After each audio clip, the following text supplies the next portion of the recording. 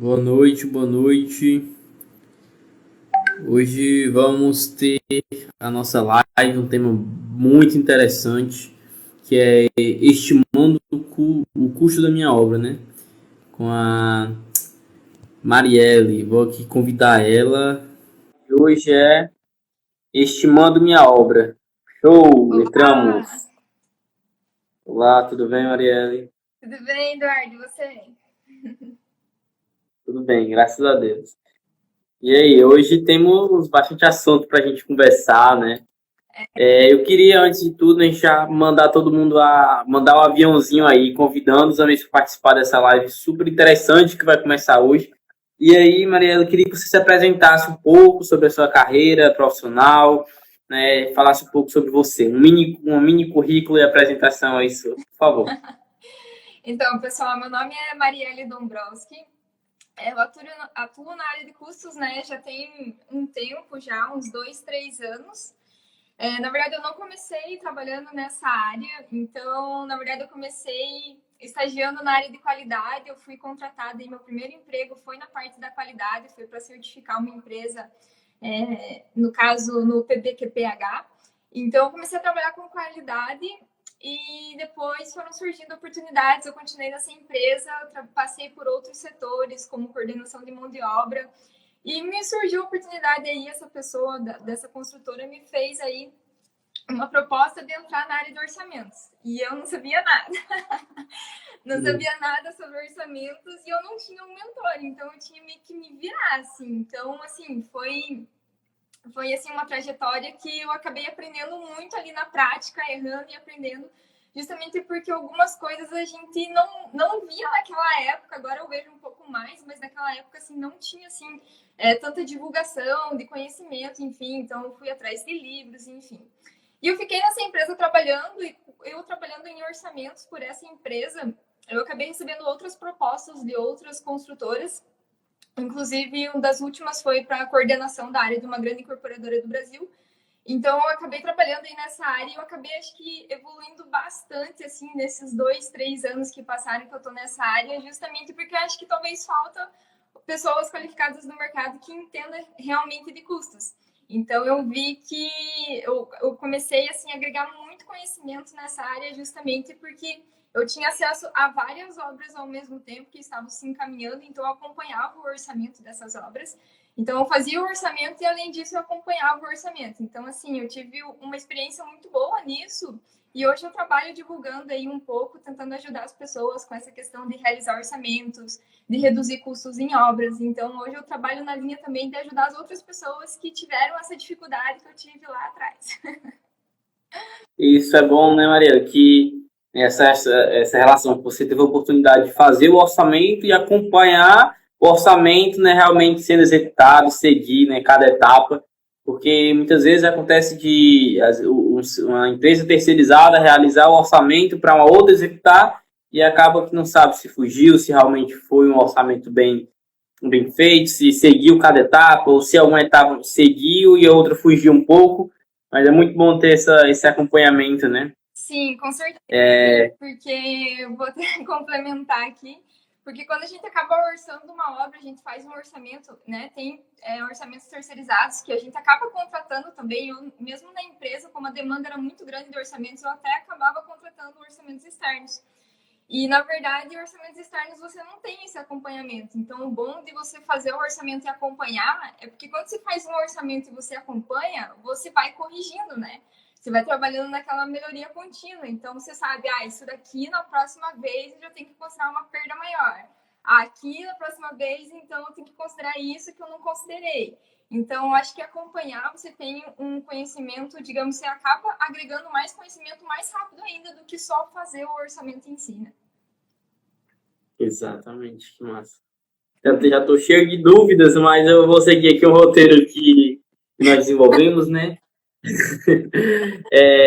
Só me apresentar também um pouco, sou recém-formado em engenharia e já iniciei como minha carreira como construtor, né? Então, quem quer entrar no ramo da construção, aí principalmente essa residencial, de médio alto padrão, tem que entender muito da parte de orçamento, né? Ou né, realmente estar se aperfeiçoando muito porque exige muito isso, né, de quem quer construir reforma ou casas do zero.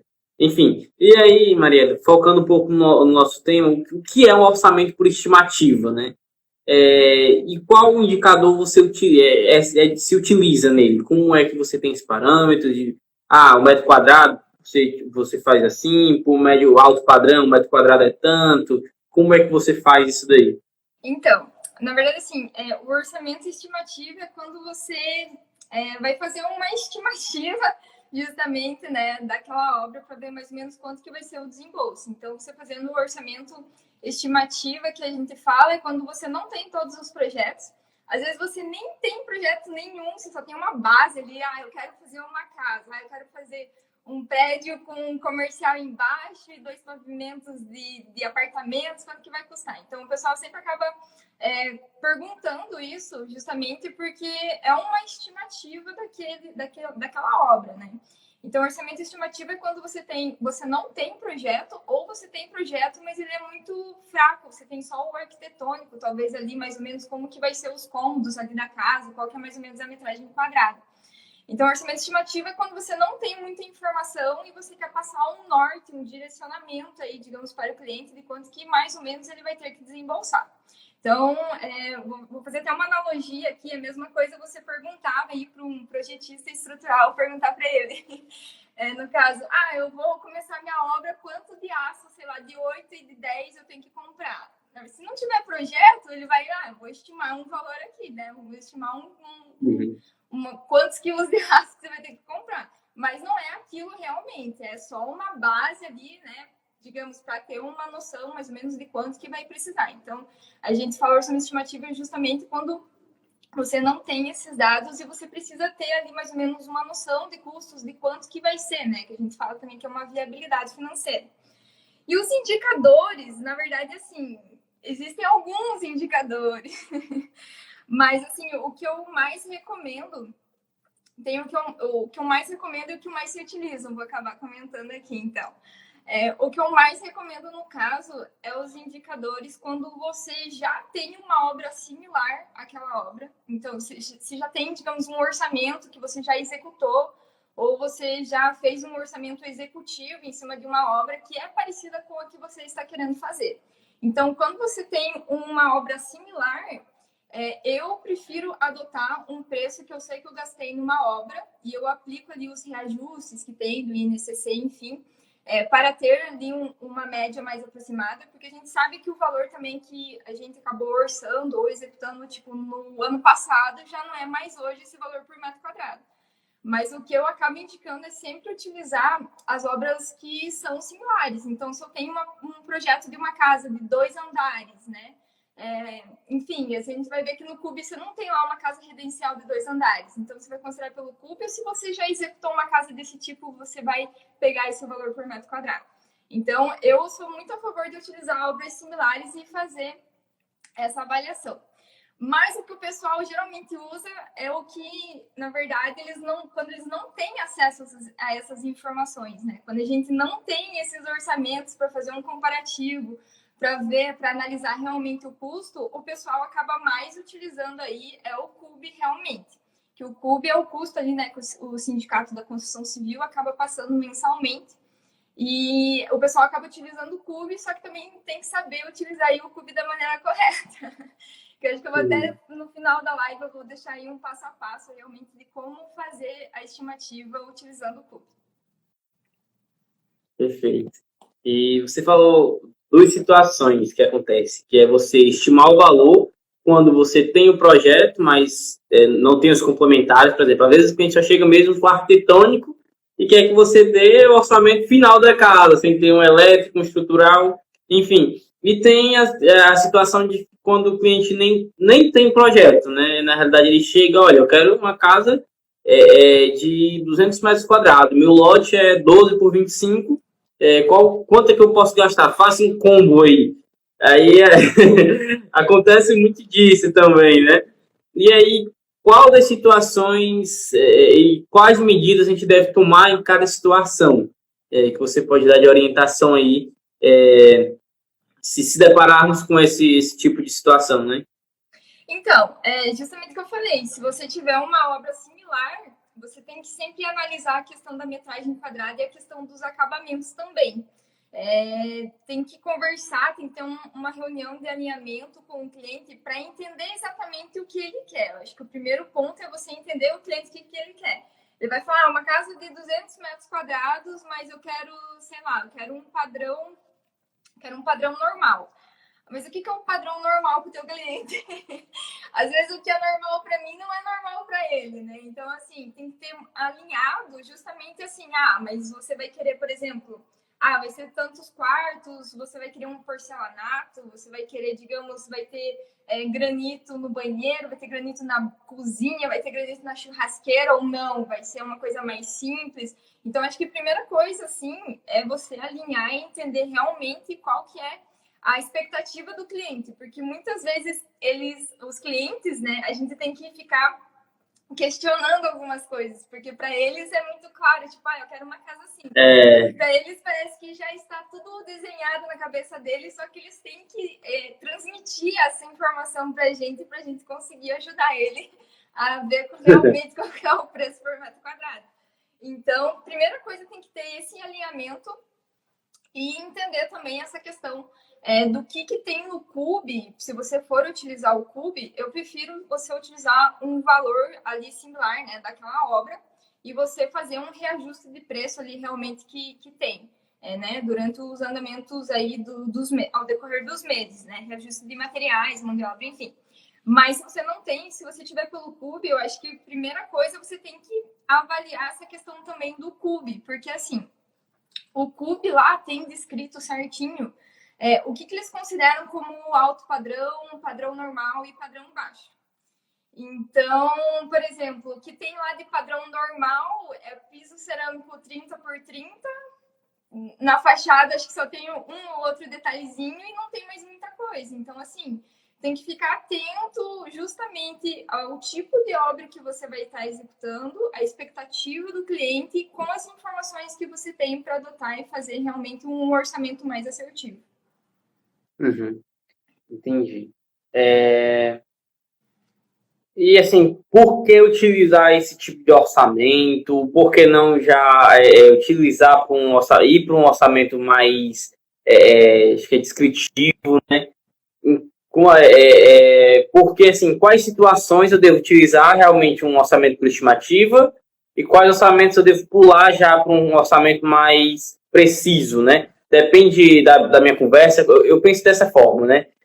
Às vezes, quando eu sinto que o cliente já quer fechar a obra comigo, eu vejo, vale a pena, porque eu já meio que amarrei, ou se eu já fiz os projetos com esse cliente, a obra já está ali quase sendo minha. Então, vou investir no orçamento mais preciso, né? Bem feito. Ou então, ou eu faço aí o por estimativa, né? O que você acha desses dois? Quando eu utilizo um orçamento por estimativa e quando realmente eu vejo que é necessário, não, vou fazer um orçamento mais preciso nessa situação. Então, o orçamento estimativa, na verdade, ele é muito bom porque no início da obra ali, se você já não tem muito tempo, né, que é sempre na correria, a gente sabe como é que é na construção civil, então você não tem muito tempo, o cliente já quer saber um valor, e se você sabe que a obra praticamente já é tua e tudo mais, não tem problema você, digamos, fazer um orçamento estimativo e você já fechar com o teu cliente. Na verdade, o orçamento estimativa, a galera acaba fazendo assim quando realmente não tem todos os projetos. O que acontece às vezes é que, por exemplo, se você não fez os seus projetos, se você não fez os projetos para esse cliente, então esse cliente, digamos, tem os projetos e está fazendo cotações com construtoras, porque isso acontece. Então ele fala assim, vou mandar o projeto para essa construtora ver quanto que ela cobra, para aquela ali quanto que ela cobra, faz uma cotação normal, né? Então, o que pode acontecer é de ter uma outra construtora na jogada que faça um orçamento mais preciso e que talvez, digamos, o cliente vai preferir fechar com essa outra proposta do orçamento executivo por ser mais atrativo, talvez, de valores, porque você está fazendo uma estimativa e você pode estar perdendo para a concorrência. Então, assim, tem a questão ali do tempo que você tem para fazer, para apresentar um orçamento, tem a questão do nível de detalhamento que você tem, e também tem essa questão de competitividade. Então, se você, por exemplo, está num. Que eu falei, você não fez os projetos nesse exemplo, vamos supor, você não fez os projetos. Então, se você fazer um orçamento executivo, você sabe ali que você, digamos, é aquele preço e você também não está arriscando a tua empresa, né? E o legal também do orçamento executivo, na verdade, eu acho que é uma coisa super importante fazer, por mais que eu fechei lá num valor por viabilidade e eu vou executar a obra. O interessante é você fazer o orçamento executivo, porque na verdade você tem um orçamento, digamos, como uma meta para se cumprir. Então, quando você não tem um orçamento, digamos, você não tem uma meta, as coisas meio que vão sendo largadas, assim, tipo, vamos fechar com isso daqui então, tem isso daqui, essa quantidade. Vai consumindo valor, não é? E acaba que não tem. Não, vamos fazer isso daqui, e você não faz, digamos, uma análise de compra, você não faz, digamos, uma meta ali, não, eu achei, esse orçamento está com esse valor de mão de obra, vamos supor. Então, digamos, esse orçamento está com esse valor de mão de obra. Até me perdi aqui de toda a informação. Mas, por exemplo, esse orçamento... Me recapitula aí, por favor, Eduardo. Não, tu falou essa questão de a pessoa fazer o orçamento por estimativa e já com esse orçamento já pular para a obra. Não, Então, já tem a mão de obra. Então, por exemplo, eu tenho um valor por metro quadrado de alvenaria. Então, esse valor. Mas se eu fechei, por exemplo, R$2 mais caro, já vai encarecendo, entendeu? Então, você tem que estar ciente ali justamente da curva A, né, da curva BC ali, para trabalhar em cima daqueles insumos para ter, digamos assim, mais economia. Então, assim, a gente sabe que quando você tem um orçamento, digamos, por orçamento executivo, no caso, você tem uma meta ali para cumprir e você acaba tendo até mais vontade, digamos, de tentar reduzir cada vez mais custos, porque isso está ligado com o teu ROI, né? Com o teu retorno, digamos assim. Então, o orçamento executivo eu acho muito bom justamente para pôr metas na equipe, tanto de produção, tanto de material, quanto fechamento. É sempre aquele assim, não, dá para ir um pouquinho mais, peraí, vamos tentar conseguir um preço mais bacana. Então, eu acho que acaba contribuindo muito aí na execução da obra e também nessa questão de a construtora estar reduzindo os custos ali, digamos, aumentando a sua lucratividade com isso. Show. Então, tem muito disso, né? Você falou, eu particularmente, eu trabalho mais com orçamentos executivos, como você falou, né? A gente tem que fazer estimativa para o cliente, mas existem casos realmente de o cliente ter o valor, o construtor ter o valor fechado e já pular e às vezes só dar estimar a porcentagem de cada serviço, né, Maria? E aí acaba que não vai sabendo, né, realmente o que vai consumindo, né? Consumir um pouco a mais, um pouco a menos na alvenaria, na parte de estrutura, enfim, ter esse cuidado. Quando a gente não tem um orçamento executivo, acontece muito disso, né? Vai levando e acaba no fim, só vai, na realidade, assim, só sabe se deu bom ou se deu ruim no final, né? Tem muito disso. Então, a partir do momento deu alguma coisa errada, só que eu não sei o que é. Exatamente. E quando a gente tem um executivo, se eu me dei ruim se eu não me dei bem na alvenaria, eu sei que naquela atividade eu não consegui ter um bom resultado, mas eu consigo tirar no reboco, eu consigo tirar na parte de acabamento, né? Então é muito bom, né? Eu trabalho muito dessa forma, não sei se você já trabalhou com Informacom, que é um dos softwares, né? Que a gente, por exemplo, se eu me dei mal na etapa de estruturas, se eu, por exemplo, me dei muito bem na parte de estruturas, e quando eu cheguei na parte de alvenaria, eu não fui tão bem, então eu consigo pegar o saldo lá de estrutura, a gente tem como manusear, né, assim, o orçamento, a partir do momento que a gente tem esse controle sobre ele. É muito bom ter o previsto e o realizado, né, justamente para entender os furos. Muitas vezes também acaba até identificando, peraí, é desperdício da equipe, peraí, então tem que treinar melhor a minha equipe. Em obras pequenas, talvez não é tão visível essa questão de desperdício, mas eu também já trabalhei com obras, por exemplo, Minha Casa Minha Vida, que, assim, o custo é apertado e, digamos, são diversas torres, então, assim, um desperdício na primeira torre, lá na última, tem 40 torres, na última torre lá, isso daí já vai ser um absurdo, assim. Então, justamente por causa disso que tem que ter o controle, né, do orçamento, para você identificar onde que você consegue reduzir ali, para não chegar no final e ter uma surpresa assim dessa. Verdade. E Mari, quando acontece de nós fecharmos um orçamento por estimativa, por exemplo, no valor de 150 mil, mas quando o cliente termina todos os projetos e nós vamos para um orçamento executivo, chega lá o valor de 180 mil. Teve essa, né? Acredito que pode acontecer também. Teve um aumento de 30, 50 mil do valor inicial. O que fazer, como chegar para o cliente, passar essa situação.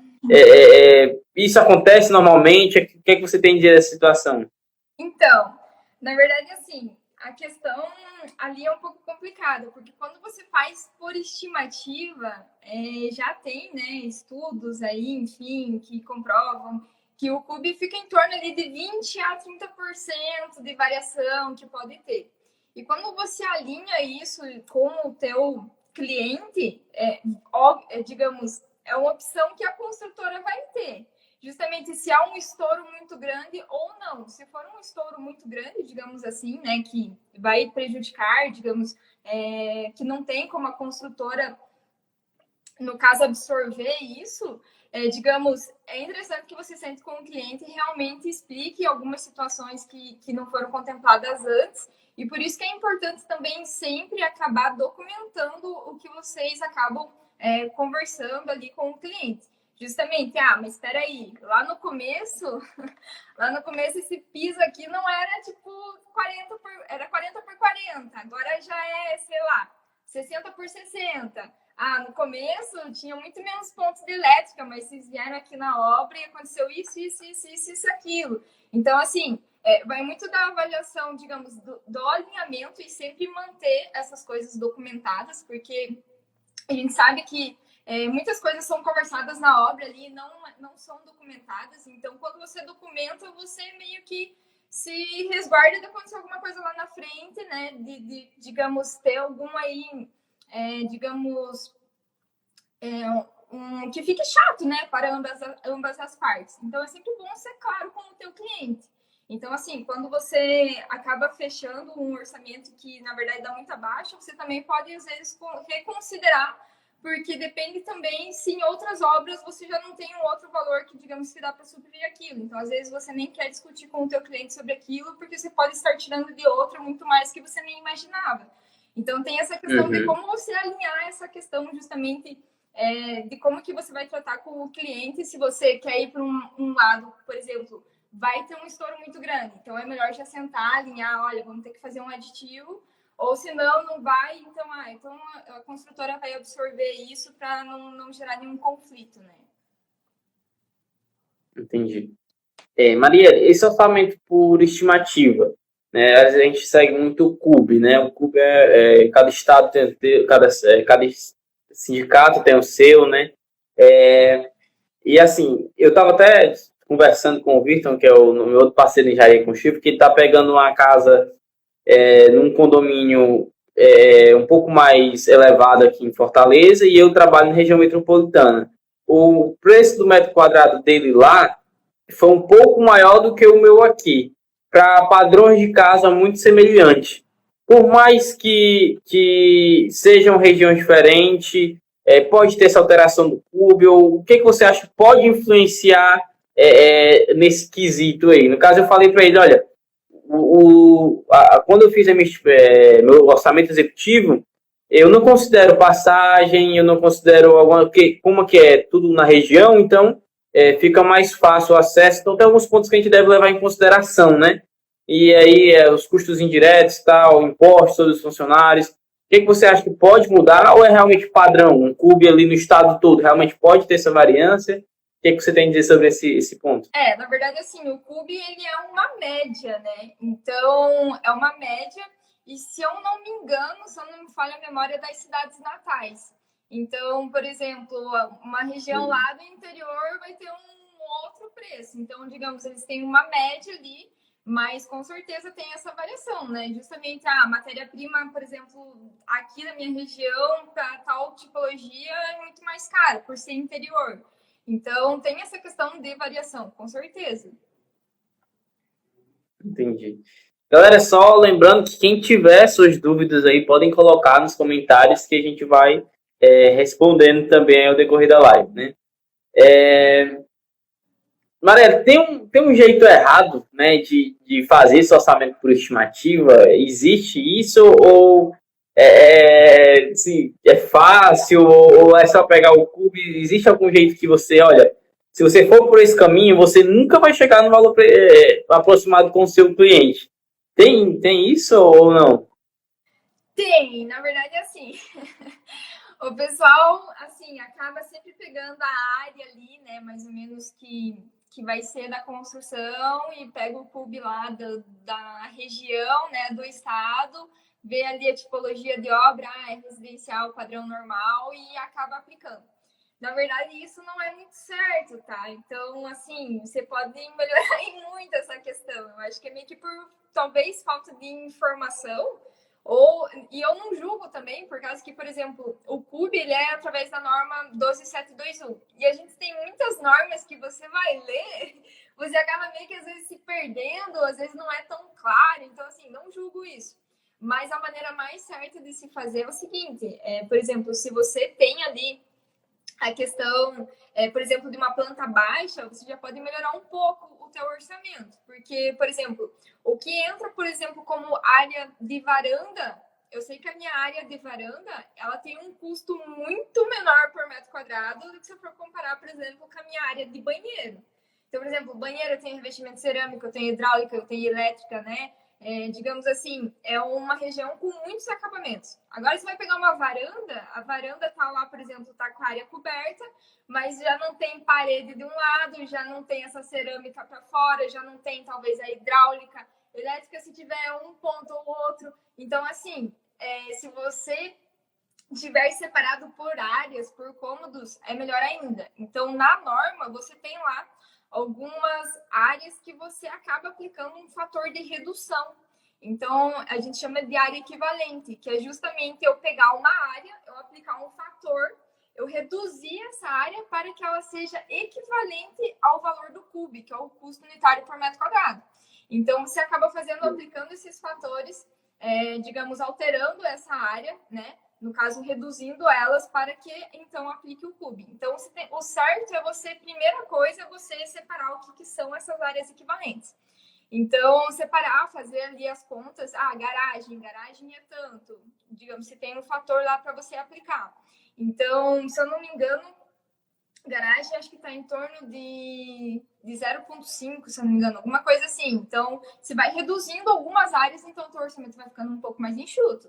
Só que outra questão que a gente tem que abordar aqui é que o CUB também não estão contemplados alguns custos que a galera esquece aí de somar.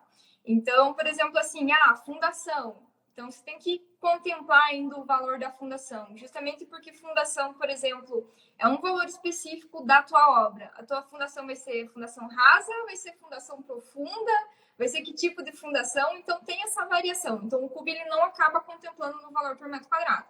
Mesma coisa a contenção. Então, a contenção, minha obra tem muro de arrimo, é um valor alto por metro quadrado. E nem todas as obras têm muro de arrimo. Então, são custos que você tem que contemplar à parte, né? Tem casos aí que, por exemplo, na hora de comprar o terreno, o valor é muito bom, e daí você vai ver na hora de fazer a casa, vai precisar fazer um arrimo, enfim. Então, acaba acontecendo esses custos extras. Então, são custos que vocês têm que estar atento para somar ainda com aquela resultante que deu da área equivalente com o CUB. Outras coisas também. Impostos também não está considerado, né, no CUB. Remuneração do construtor. Quanto que alguém vai construir essa obra? Quanto que vai ser a remuneração do construtor? Tem que considerar também. Projetos também não tem. Você vai ainda contratar o projeto? Espera aí, quanto que vão me cobrar para fazer os projetos da casa? Então, assim, o jeito certo, então, recapitulando aqui, é realmente pegando a área, aplicando os fatores de redução nas áreas que são necessárias. Se você não tem noção ainda de como será a planta baixa ali, você acaba aplicando na área que você tem. Mas não esqueçam também de considerar esses outros custos à parte. Aí sim você vai ter o teu valor aí da tua obra. Perfeito. Surgiu uma dúvida aqui nos comentários do Lucas Amorim. Mas sem projeto nenhum, seria interessante acrescentar 30 a 35% do valor do CUB para se chegar a uma estimativa, principalmente médio e alto padrão. O que você acha dessa afirmação aí do... Então, eu já fiz alguns comparativos, tá? E, na verdade, foge um pouquinho, não acrescentar. Eu vou explicar aqui quais são os estudos de caso que eu tenho, tá? Então, assim, eu já fiz os orçamentos. Vou comentar aqui 2 casos. Eu já fiz o orçamento, por exemplo, de casa, que eu fiz o orçamento executivo. No início eu tinha feito o de viabilidade ali, né? Aplicando o CUB e tudo mais. E depois eu fiz o executivo, quando tinha todos os projetos, e eu atualizei o CUB para ver quanto que seria essa diferença realmente. E aí que entra a questão. Por quê? Essa casa, no caso, as configurações dos cômodos dela, era como entra ali na questão do padrão normal, que seria acho que 3 dormitórios e uma suíte, enfim. Só que essa casa, ela era muito rica de acabamento. E como eu falei para vocês aqui, no caso, a gente tem lá as especificações que não são tão ricas no CUB. Então, são coisas mais normalzinhas. E essa casa, ela, tipo, tinha esquadrias grandes, a porta de entrada era, tipo, 3, 4 metros de altura. Tipo, era uma casa elaborada. E daí eu pergunto para você, né? O que a gente considera o padrão lá do CUB? A gente considera pelo padrão da metragem ou pelas especificações do acabamento? Então, assim, justamente que entra na questão de alinhar os acabamentos aí com o cliente, né? E eu fazendo essa comparação, o que eu cheguei? Que o valor do CUB, eu apliquei o valor do CUB e o valor dessa casa deram praticamente a mesma coisa, chegou muito próximo. Mas qual que é a conclusão que eu chego? Que, digamos, o que para o CUB ele é normal, eu fiz um orçamento executivo com muito mais acabamento, era para dar uma obra muito mais cara. Então, quer dizer que eles meio que se chegaram no mesmo teto ali. Então, quer dizer que, para mim, o CUB ele ainda é um pouco acima da realidade. Então, assim, quando você fecha o CUB, eu acho que você não está correndo risco. O que pode acontecer é você tirar, talvez, uma grana um pouco a mais que você imaginava ali como construtor, mas você não está correndo risco, justamente porque eu fiz o comparativo dessa questão e chegou ao mesmo ponto ali. E uma era muito mais rica de acabamento e o CUB não trata esses acabamentos. E outro estudo de caso que eu tive também é que realmente era um empreendimento Minha Casa Minha Vida, onde os acabamentos batiam com o que falava no CUB, então eram meio parecidos, então eram mais, digamos, eram mais fracos de acabamentos assim, e ao comparar com o CUB, deu em torno de 35% mais caro o CUB. Então, o CUB, na minha visão, ele é ainda um pouquinho assim, dá uma certa segurança, você não precisa acrescentar um valor ali a mais. E no caso, esse 35% que saiu a mais também pode ser justificável por causa que, assim, essa obra, ela era Minha Casa Minha Vida, era diversos blocos, né? A gente fez de um bloco comparativo, só que quanto mais volume de material você tem, mais volume de torres, você tem uma comercialização melhor no mercado. Então também tem essa questão. Então acabou ficando mais abaixo justamente porque a gente tinha um valor muito bom, tanto de mão de obra, de material, porque eram todas as obras fechadas em grandes volumes, né, que a gente chama de contrato guarda-chuva. Então tem essa questão assim que eu tive de estudo de caso que eu já comparei com o CUB que acabou se sobressaindo aí. Não sei se era o que esperavam ouvir, mas assim, é os estudos que eu tenho de casos que eu acabei estudando. Perfeito. Muito bom essa experiência aí. Uma outra dúvida que eu tenho é, você sempre trabalha, quando o cliente chega para você, né, solicitando um orçamento, primeiro dá orçamento por estimativa, ou no caso você constrói ou trabalha só fazendo orçamentos, Maria? Só tira essa dúvida. Como é que é? você faz orçamentos e também constrói, ou você só trabalha fazendo orçamento de custo? Como é que essa tua relação? Então, eu estava trabalhando numa empresa que eu fazia o acompanhamento, né? Então, fazia o orçamento e também o acompanhamento a gente acabava construindo. Na verdade, a gente era até incorporadora, então a gente contratava as construtoras, mas acompanhava ali, né, lado a lado. Mas atualmente eu estou fazendo somente os orçamentos mesmo. Entendi. Aí, quando o cliente chega para você, você faz primeiro a abordagem de fazer um orçamento por estimativa, e aí depois, caso o cliente, beleza, esse valor por estimativa está dentro do meu esperado, e aí você parte para um orçamento executivo, ou você já teve casos de, você sentiu meio que um pouco de confiança no cliente, partiu para o orçamento executivo, e quando você apresentou o cliente não quis fechar o contrato com você. Como você já passou por esse tipo de situação? O que você tem a dizer também das suas experiências aí? Então, na verdade, o meu contato nem é tanto com o cliente final, mas com os arquitetos. Então, os arquitetos sempre acabam enviando primeiro a planta baixa ali para ter uma estimativa de quanto que vai sair. Na minha visão, não compensa você fazer um orçamento executivo. Acho que primeiro você tem que passar uma viabilidade para ver se vale a pena justamente de entrar no executivo e fazer, porque realmente é mais trabalhoso e também leva mais tempo. Então, assim, depende daquela questão também. Você quer muito fechar essa obra, você tem equipe para fazer o orçamento para ganhar essa obra ou não. Então, depende também muito de cada caso, né? É verdade.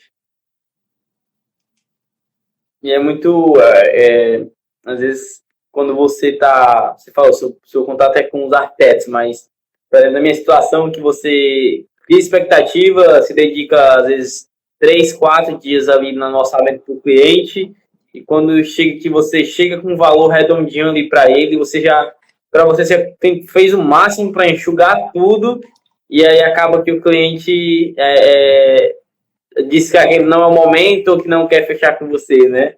É muito desmotivante até, né? Isso. Mas com o tempo a gente vai engrossando o couro e vai aprendendo, né, Maria?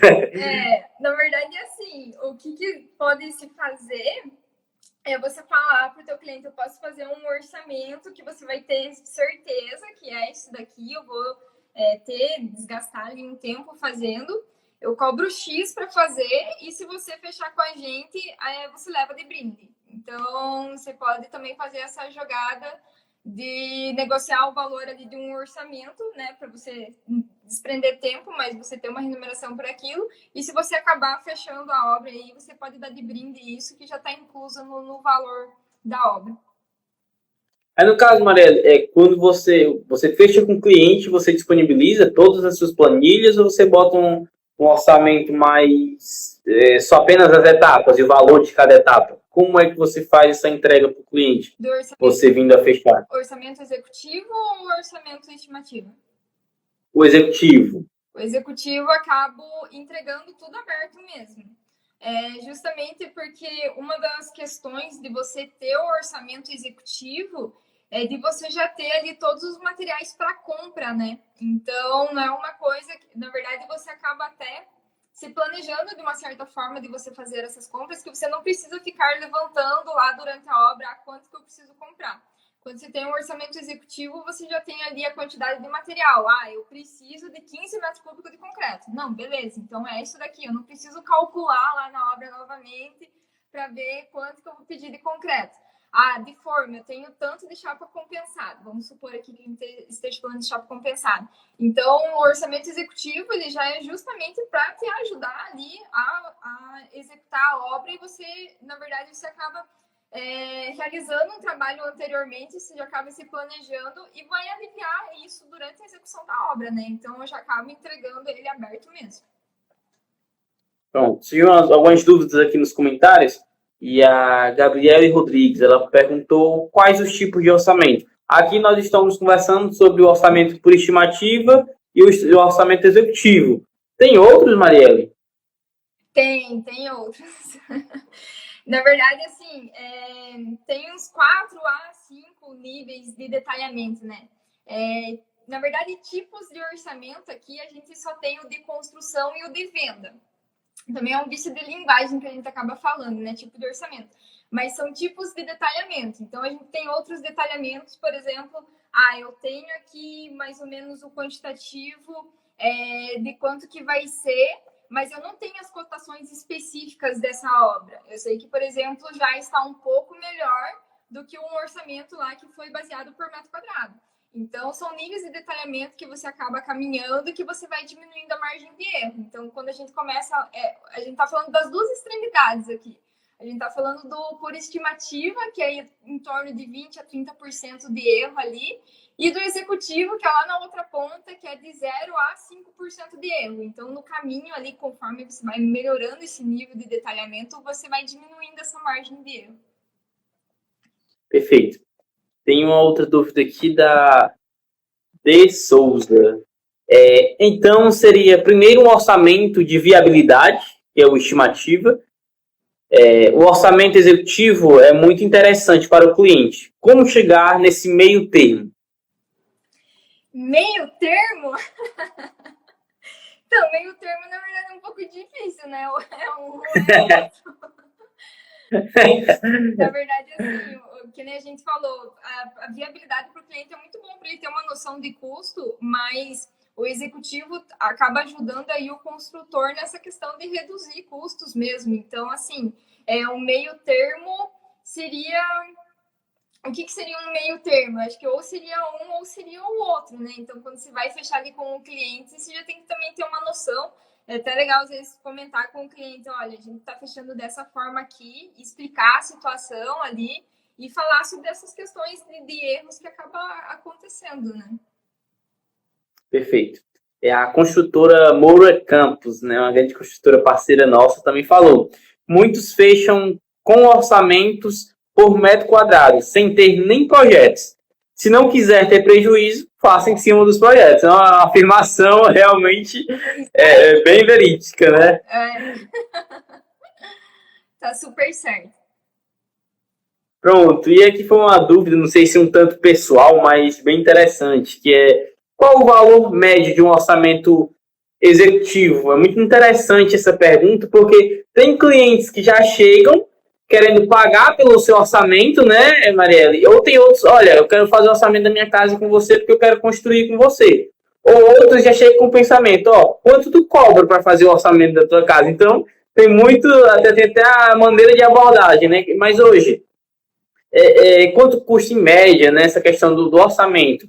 Algumas pessoas falam em 1% do valor da obra, 2%, 3%. Como é, Marielle? Tem pessoas que acabam tratando aí mais ou menos 1% do valor da obra, isso ocorre bastante, só que na verdade acaba variando muito isso de obra para obra. Por quê? Tem obras que são mais simples, tem outras obras que não são tão simples. Então, a melhor forma de você acabar passando o valor de um orçamento é você pedir os projetos, você avaliar quanto tempo que você vai desprender em cima daquilo, porque é um tempo que você não vai conseguir mexer com outras coisas, né? Então, tem que ver ali mais ou menos quantas horas que eu vou gastar, quais os custos que eu tenho e quanto que eu quero tirar em cima disso. Então, acaba variando muito. Às vezes, um orçamento de uma casa, tipo, pequena pode ser muito rápido. Mas um orçamento, talvez, de uma casa de 2 andares, que é já mais grande, sei lá, 300 metros quadrados, eu vou desprender mais tempo. Então, na verdade, isso é um valor muito relativo, assim, justamente do tipo de obra e também da experiência da pessoa, né? Porque, por exemplo, uma pessoa mais experiente, se ela já está com uma agenda certa, digamos assim, um pouco mais apertada, ela também já vai querer cobrar um valor um pouco mais caro, porque justamente está apertado para ela. Então, depende muito isso de cada profissional. Mas é bem o que você falou, tem muita gente que acaba considerando aí como taxa de 1% do valor da obra, mas eu digo para vocês que acaba variando muito justamente por causa dessas coisas que eu acabei comentando. Show. Galera, só lembrando aqui que também, quem tiver mais perguntas no decorrer da nossa live, tem a caixinha de perguntas aqui embaixo, né? Um sinalzinho de interrogação. Faz lá, que fica melhor até e organizado de a gente conversar aqui com a Marielle. Tem uma outra pergunta aqui do Lucas Amorim. Como são os ganhos de um engenheiro de custo? Valor fechado ou porcentagem? Né? Só complementar um pouco do que a gente já conversou, né, Mariela, aqui na pergunta anterior. O que você tem a dizer sobre esse questionamento aí? É justamente essa questão. Acaba variando também, só para complementar o que eu já falei, então, por exemplo, tem questão de licitações e obras públicas, eu acabo lidando mais com obras privadas, mas tem questões, por exemplo, de licitações que o pessoal acaba fazendo, digamos, o orçamento, por exemplo, até de graça, e fala assim, se você conseguir pegar essa obra, né, porque a licitação é uma coisa mais competitiva, então se você conseguir pegar essa obra, então você me paga tanto. Então, tipo assim, 15 mil, 30 mil, depende, né, do porte da obra. Mas acaba variando muito. Então, assim, tem vários tipos de negociações. Às vezes, se o cara tá muito certeiro daquilo, fala assim, ó, se você fechar essa obra, então você me paga tanto. Mas eu não vou te cobrar para fazer o orçamento. Então, são jogadas que tem, assim, quando você tem muita certeza daquilo que você pode acabar fazendo. É uma outra tipologia também de fechar, né? Muito bom. Quando você tem mais certeza daquele seu orçamento, né? Uhum. Você sabe a margem de lucro ali, que às vezes não é o primeiro que você faz, né? Você refinou tanto seu orçamento, é que nem, por exemplo, no setor público, né? Vamos supor, orçamento de escolas, né? Escolas, por exemplo, escolas padrões, né? Que às vezes são unidades repetitivas, mesmo modelo, mesmo fachada. E às vezes você refinou tanto seu orçamento que você sabe ali a sua margem de lucro, tudo bem definido, né? Então, pode aplicar esse gatilho aí, como você disse. Exatamente. E a construtora, exatamente, né? A construtora Moura Campos fez uma outra colocação aqui.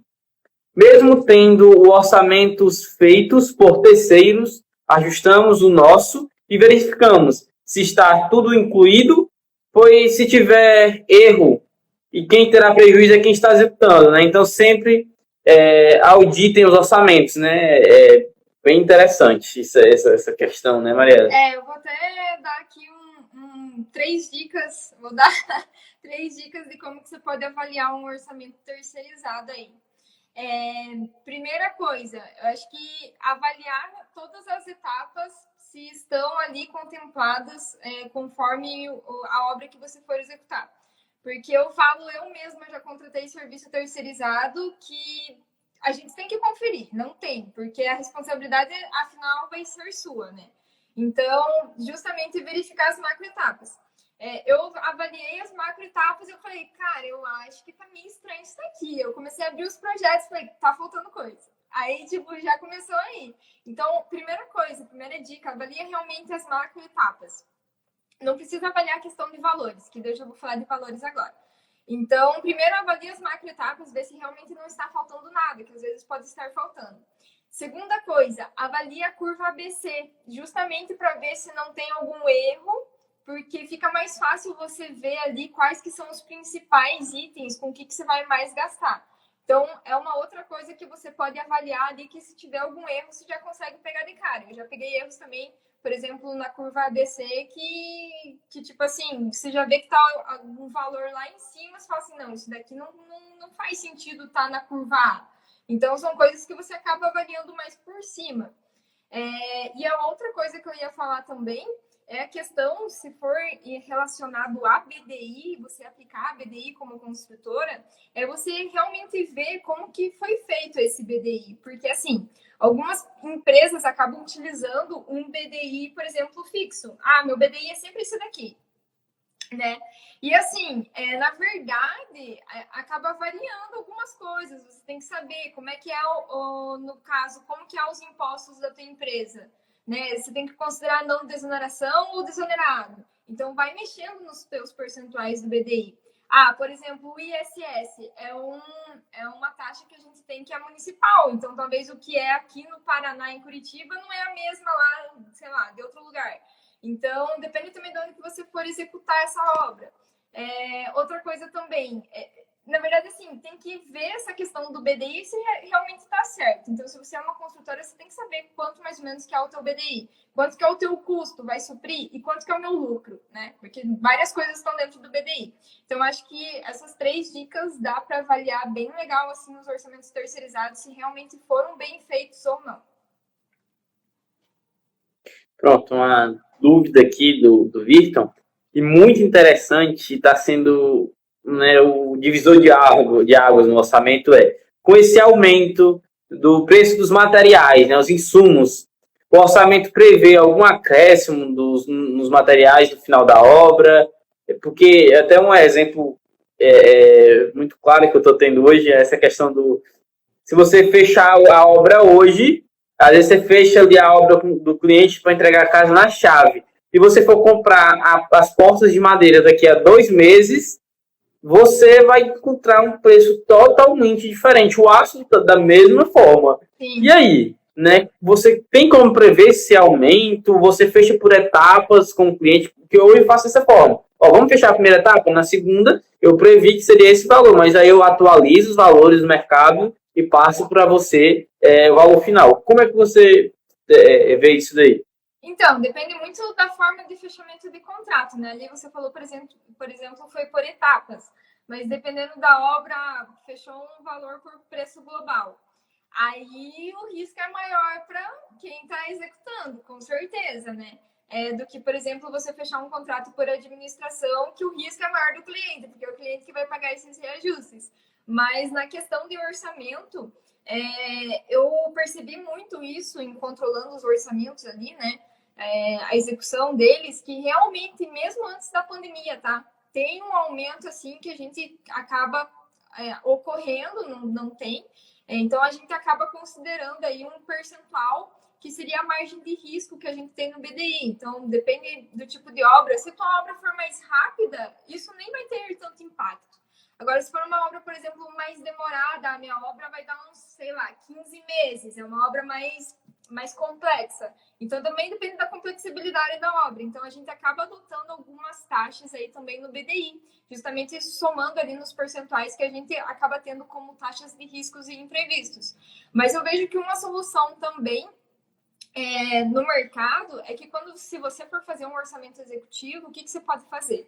Você pode fazer a cotação ali, né, digamos, da curva A e você considerar o preço mediano, justamente para você ter uma margem. Então, você não considera no teu orçamento um preço o mais baixo. E você acaba considerando um preço mediano. Então, são jeitos que você acaba meio que controlando. Ou você pode jogar um percentual da taxa de risco, ou as cotações você considera ali um valor mediano para você ter, digamos, essa folga, né?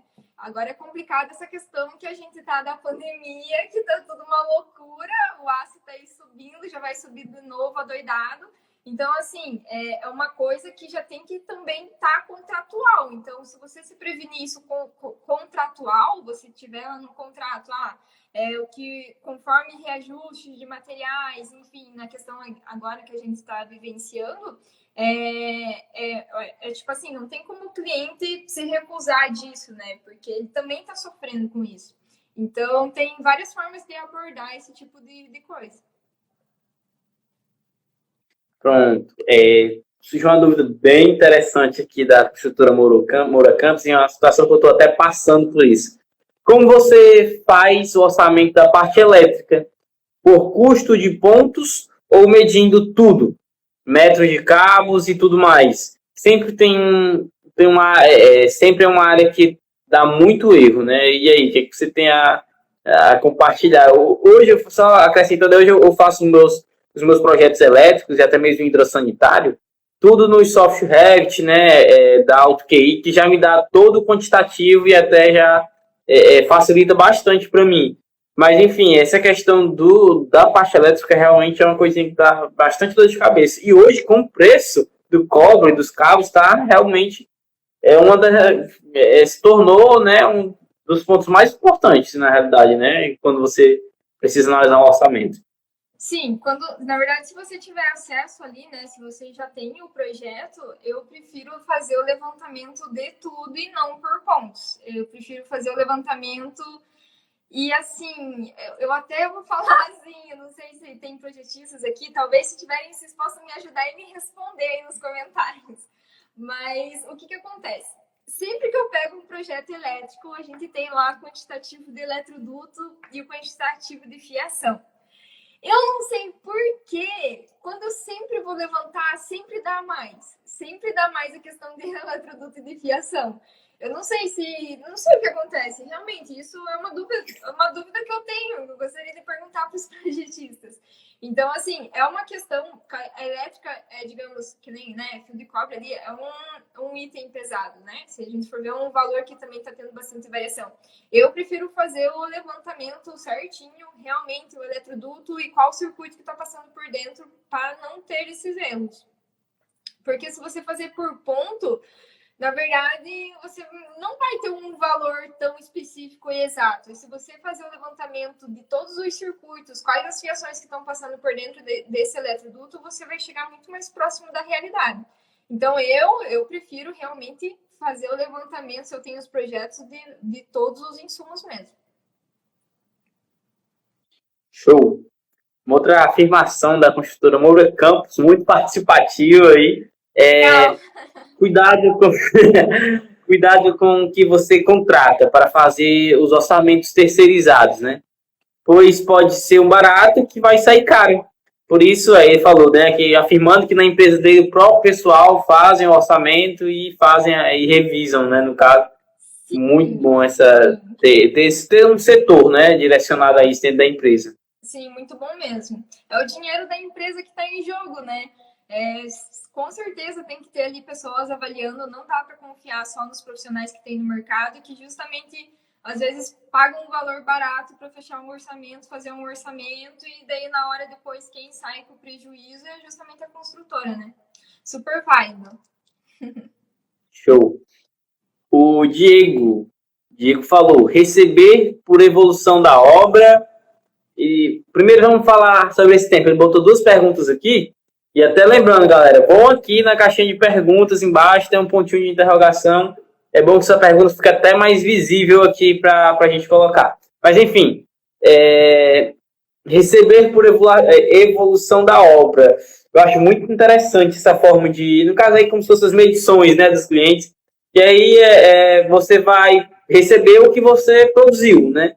Então, sempre por exemplo, a forma que eu trabalho tem um adianto quando é material e de obra, né? A gente tem um adiantamento de 40% do valor, e aí cada mês a mês o cliente vem, produziu, pagou. Se terminei alvenaria, pagou alvenaria. Se terminei, enfim, é muito bom dar até mais credibilidade para o cliente, né, Maria? O que você tem a dizer sobre esse método aí? Tem outras formas também de receber o valor do cliente? O que você tem a contribuir nessa pergunta aí? Na verdade, eu acho que nem aquela questão. Eu acho que isso é muito bom, né, para a construtora. Tá tirando o risco da construtora e você tá sendo transparente com o teu cliente. Então, assim, eu acho uma das melhores formas de você acabar fechando com o teu cliente justamente ali por evolução de obra. Show. Complementando, o Diego fez outra pergunta, tem que colocar aditivo no orçamento? Depende, né, Maria? Se for realmente necessário, né? Se for necessário. Por exemplo, você fez um orçamento ali da maracatiara, né? Madeira maracatiara, há 3 meses atrás, e você for comprar hoje, realmente não tem condições, né? O metro cúbico da madeira 3 meses atrás nem se compara com o que estava hoje, né? Então, sim, vai depender da situação, né? Varia da situação. Depende também ali como é que está o teu controle. Se está o teu previsto realizado e o valor que você achou que da obra digamos, você tinha economizado e você vai furar em outra etapa, é você fazer esse balanceamento também. Então, de você querer fazer um aditivo ou não. Mas aí que entra a questão de você também ter controle dos custos e não só sair executando e nem olhar para trás, não fazer um previsto versus realizado. E ter um orçamento executivo bem feito. Você falou a questão de, se eu faço um aditivo, não faço, uma etapa me deu um certo prejuízo, será que naquela que eu tive um lucro maior não supre isso? Ou eu não quero abrir mão do lucro daquela minha etapa, né? Não quero queimar aquela gordurinha, né? Ou eu não quero deixar isso afetar no meu lucro, enfim. Eu acho que não pode afetar o PDI que você colocou, o lucro que você está lá implantado, mas queimar uma gordurinha que você deixou lá para trás para suprir essa situação, acredito que é viável, né, Marielle? Sim, com certeza. Eu acho que talvez, não sei, né? Mas eu acho que eu vejo na visão assim que falta um pouco dessa conscientização da importância, sabe? Talvez as pessoas não dão devida importância justamente porque elas não têm essa visão justamente de tentar economizar, de tentar renegociar ali quando precisar. Então, assim, é muito importante essa questão. É até legal a gente estar tratando isso aqui, porque talvez algumas pessoas não tenham esse olhar sobre isso e para ver os benefícios que isso traz, né? Perfeito. Show. Vamos mandando perguntas, que a live está muito boa, muita interação, né? Que bom. Muito legal. Todo mundo participando. E aí, Marielle, já estamos com quase 1 hora, já aproximadamente 1 hora de live, né? E aí, tem algumas perguntas aí para finalizar, enquanto não surge nenhuma dúvida aí dos nossos participantes da live.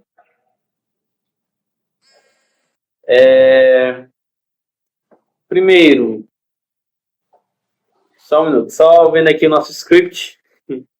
Tranquilo. Podem mandar perguntas aí, pessoal. Estamos aqui para ajudar. Pronto, já surgiu, viu? Você pediu, chegou. Chegou aqui. Muita gente perde dinheiro por falta de controle. Verdade, foi o que a gente mais falou aqui durante a nossa live, né? Uhum. Aprendi uma coisa com o tempo, que construtora não quebra com falta de obra, e sim com a obra que dá prejuízo. Então, o orçamento é muito importante. Poxa, verdade, viu?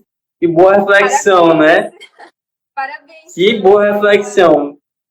Você parar um tempo ali por não surgir uma outra obra, não é feio, né? Feio é você ter que, às vezes, largar uma obra no meio do caminho porque seu orçamento fugiu totalmente do previsto, ou você, às vezes, teve que terminar aquela obra para honrar o seu nome, mas foi lucro, foi tudo embora, né? Porque você tinha que entregar o serviço. Então, acho que isso acho que realmente é o que acontece mais e faz com que as construtoras quebrem, né? Foi um ponto muito interessante aí de alguém que acredito ter muita experiência, viu? A construtora Moura Campos, para dar uma visão dessa, realmente muito, muito bacana. Verdade. Eu vou até complementar o que a construtora Moura falou ali, que é o seguinte, como que um pequeno acaba sendo grande, né? Quando ele tem controle justamente do dinheiro, do financeiro, de tudo, porque às vezes as construtoras pequenas ali que pensam pequeno, que não pensam por esse lado, elas não conseguem se desenvolver justamente porque estão patinando nisso. Então, é legal que você vê o crescimento, assim, das construtoras quando elas acabam percebendo que isso é importante. Você pode ver que as maiores construtoras, na verdade, controlam tudo no miúdo ali, o mínimo possível. Não, mas peraí, isso daqui não está no orçamento, por que eu vou liberar? Tipo, é bem rígido as coisas. Então, a gente vê que, digamos assim, o crescimento das pessoas, das construtoras, né, quem está iniciando aí, também está ligado com essa parte de você saber fechar e não ficar, às vezes, só no prejuízo ali, pagando para trabalhar, né? Boa. Até deixar aqui o convite, o Hamilton lembrou aqui, se alguém quiser participar, tem uma participação extra aí, tem como dividir agora, né, Mariana? Você sabe, mas a live agora tem como ser 3 ou 4 pessoas. Sim. Então, deixar aqui o convite também para a construtora Moura Campos. Se você quiser entrar na nossa live, dá o ok aí, que a gente pode até bater um papo aqui nós três e compartilhar as experiências, né? Seria muito legal. Coisa bem bacana. Show. Mas aproveitando já aqui o gancho, ele falou aqui que cada obra tem que dar lucro, né? Muitos pegam várias obras e misturam. Então, quando a obra que dá lucro acaba, tudo desaba. Boa.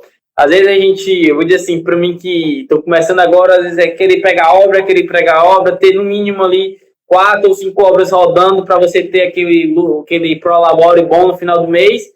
E se você não souber dividir o dinheiro dos clientes, né? Se com o dinheiro do cliente A você pagar o fornecedor do cliente B e não for, né, organizado, infelizmente você não tem como prosperar e ter resultados, né? Justamente. Tem que separar o centro de custo ali, né? Justamente para ter uma avaliação de cada obra em específico. Se acabar misturando, a gente não consegue fazer essa avaliação. Exatamente. Tá aqui um convite para a construtora Moura Campos. Ver se ele vai participar aí. Entra aí, construtora Moura. Identifica quem está por trás dessa grande empresa. Verdade. Será uma...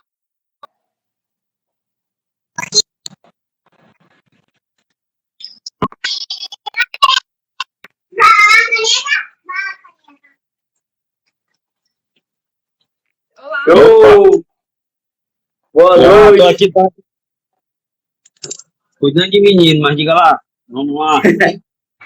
Vamos lá compartilhar um pouco aí sobre os diversos pontos muito importantes que você falou aí, né? E o último que você falou agora é essa questão do não misturar a obra que está dando lucro com as outras obras em andamento, né? Saber administrar ali o capital da sua empresa. E eu queria que você também tivesse uma participação e complementasse aí essa sua afirmação. Vamos lá, essa história de obra estimativa de obra e obra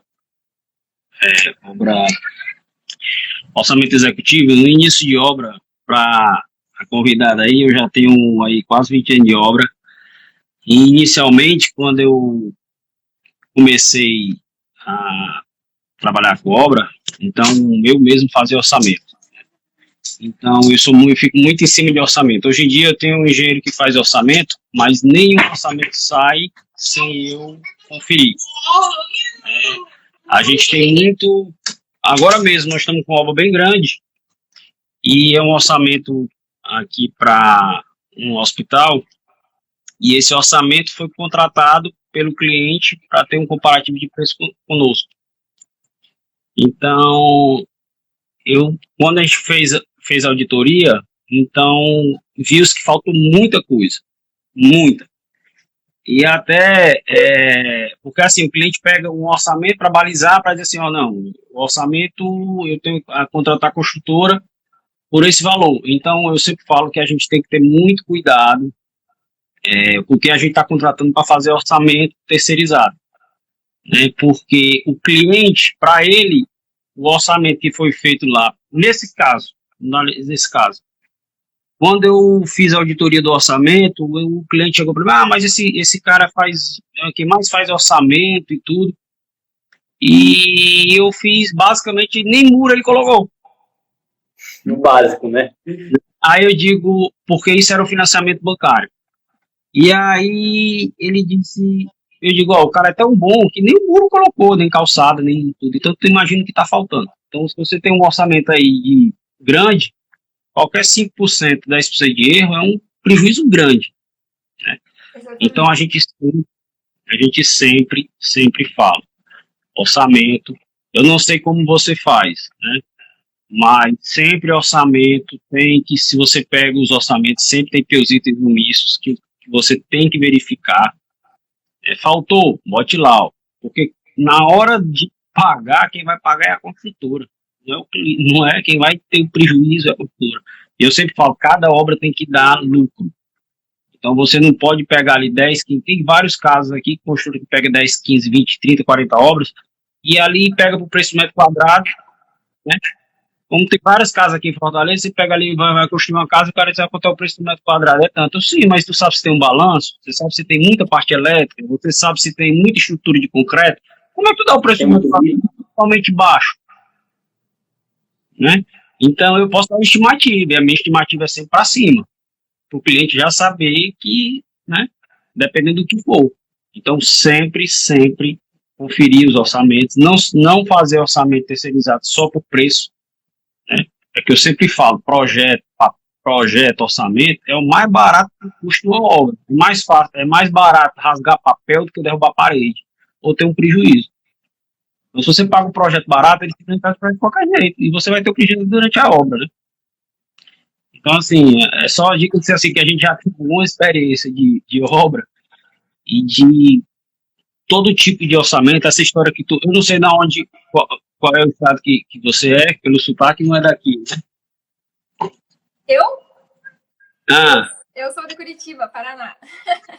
bom, então você está no outra cultura, né? Sim. Essa história que você disse que a gente faz o orçamento e cobra, antes eu já tive um tempo que eu tinha uma empresa de manutenções prediais, que era até a Praque Marido, né? Que teve um tempo. Tá, meu amor. E aí, eu aprendi lá muita coisa que interessante. Lá ele dizia, rapaz, eu fazia de 15, 20, 30 orçamentos por dia ou por mês. E desses orçamentos, ele não cobrava. E desses 20, 30 orçamentos, eu conseguia fechar 2. Então, eu passava o dia rodando, fazendo orçamento, medindo e tal. Quando ele começou a cobrar o orçamento, ele disse que caiu para 8. Tipo assim, 8. Que a pessoa ligava assim, rapaz, eu vou lhe pagar para fazer um orçamento, isso é um absurdo. Ele disse, não, você vai me pagar não, eu vou lhe cobrar o orçamento, mas se você fechar a obra, eu vou lhe dar o desconto. Né? Só que dos 8 que aceitavam pagar o orçamento, ele fechava 7. Então, ele diminuiu o trabalho de orçamento e fechou mais obra, porque quem queria pagar o orçamento já era para realmente, né, já queria negociar. Quem não queria pagar, queria só o orçamento, ele queria só balizar para fazer qualquer um ali, ele queria pegar seu orçamento e botar para outra pessoa fazer. Então ele deixou de fazer aquele monte de orçamento, perdendo tempo, né, hora de trabalho, e não fechando, fechava muito pouco, 10%, 15%, e por preço, e deixou de fazer menos e fechar mais. Então, é que eu sempre falo, é que a gente vai aprendendo na prática. Então, muitas vezes, você até mesmo tem que ter muito cuidado no orçamento. Não é só fazer por fazer, não é só fechar a obra por fechar, você tem que ter cuidado, porque na hora do prejuízo vai para você. Entendeu? Então, uma boa pessoa de orçamento, terceirizar orçamento e tudo, mesmo assim, confie na pessoa que você está contratando, não só por preço, né? Nunca só por preço, e sempre dê uma olhada, como ela estava dizendo. Eu sempre, quando a gente vai para a experiência, a gente bate o olho e a gente já viu que tem alguma coisa errada. Vai na curva ABC, né, você vê o tamanho do projeto, você pega ali uma estimativa. Muitas vezes eu faço o inverso, eu pego um orçamento pronto, eu vou na estimativa, opa, peraí, isso aqui está por esse metro quadrado, está meio errado. Então isso aqui está mais. Aí eu vou fazer a auditoria em cima da curva ABC. Agora, tem muita gente, isso vai aprender na experiência de muito orçamento feito, e muita, né? Então era mais ou menos isso assim que a gente, experiência mesmo, que a gente vai levando. Show, show. E bom, e um ponto muito importante que você falou é que você sai, uma sacada que teve é que saiu da quantidade de orçamentos para a qualidade, né, do serviço. Então não precisava necessariamente ter 20, 30 propostas por mês, mas 8 que desse 8 que você conseguisse, né, ter um resultado mais certeiro, né? Por mais que ali seria um filtro, né? Quem já prefiro fazer 3 que feche 2 do que fazer 20 que feche 4, entendeu? Exatamente. E aquele que está disposto a pagar pelo seu orçamento já tem até mais chance de fechar o negócio com você, porque a partir do momento que ele se coloca a querer pagar, é porque ele confia no seu trabalho, não é? Isso. Exatamente. É justamente na verdade, eu acho que para qualquer questão, né, da vida, a gente sempre tem que focar naquele que tem resultado. Então, justamente foca no que vai te dar resultado, né? Uhum. Show, perfeito, perfeito. Muito obrigado pela participação. Seu nome é, perdão, Rafael. que você tá... Rafael. Muito obrigado, Rafael. Muito legal. Já vamos perto de encerrar nossa live aí, já está com 1h30, muito conteúdo bacana. Muito obrigado. Boa noite. Valeu.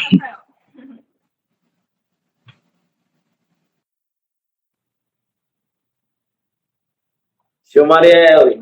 Então, acredito que já está bem próximo do nosso final e para a gente concluir aí com chave de ouro, eu queria que você só desse algumas dicas de livro ou para quem quer se especializar nessa área de orçamento de custos, dicas de quem quer se aprofundar, enfim. Fale um pouco aí mais sobre o assunto e fale aí como quem quer ser um orçamentista de custo, quais os passos que eles devem seguir. Então, na verdade, a gente tem uma certa deficiência deficiência, né? Como eu falei, nessa questão de custos, né? Acho que já vem essa deficiência, na verdade, já desde lá da faculdade, não é abordada essa questão de custos, a gente sai assim sem noção nenhuma. E eu sofri muito isso, porque eu procurei alguns livros e o problema é que livro é muito teórico e o orçamento você tem que ver as coisas na prática. Então, assim, eu vejo que é uma falha que tem, né? E um dos intuitos que eu tenho justamente é ajudar essas pessoas. Inclusive, quem quiser dominar custos, quem quiser reduzir custos, quem quiser entender mais sobre orçamento, eu vou estar também fazendo um evento aí do dia 5 ao dia 9 de abril. Então, quem quiser participar, são gratuitos, né? Vai ser aulas gratuitas aí sobre a área e é só entrar no meu link ali e se cadastrar, porque é um evento fechado. Então, acredito que com certeza já vai ajudar muito a esclarecer muitas coisas do que é o jeito certo e do que é o jeito errado de se fazer. Eu vou estar esclarecendo aí nesse evento. Perfeito, perfeito, Maria. Já fica aqui o convite, né? Então, para todos que estão participando, não perca do dia 5 ao dia 8, correto? 5 ao dia 9 de abril. 5 ao dia 9 de abril, né? Acesse lá o Instagram da Marielle.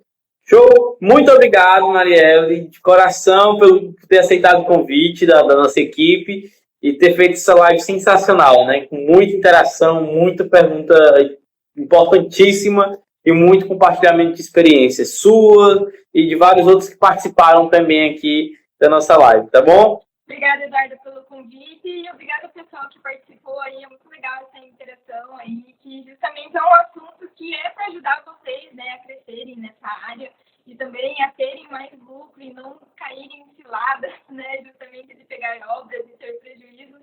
Então, assim, foi muito legal a experiência aqui com vocês e eu só tenho a agradecer o convite. Show! Obrigado, boa noite. Valeu, boa noite, gente. Vamos tirar um print aqui só, Marielle, para a gente registrar. Aê. Valeu, obrigada, Eduardo. Até mais.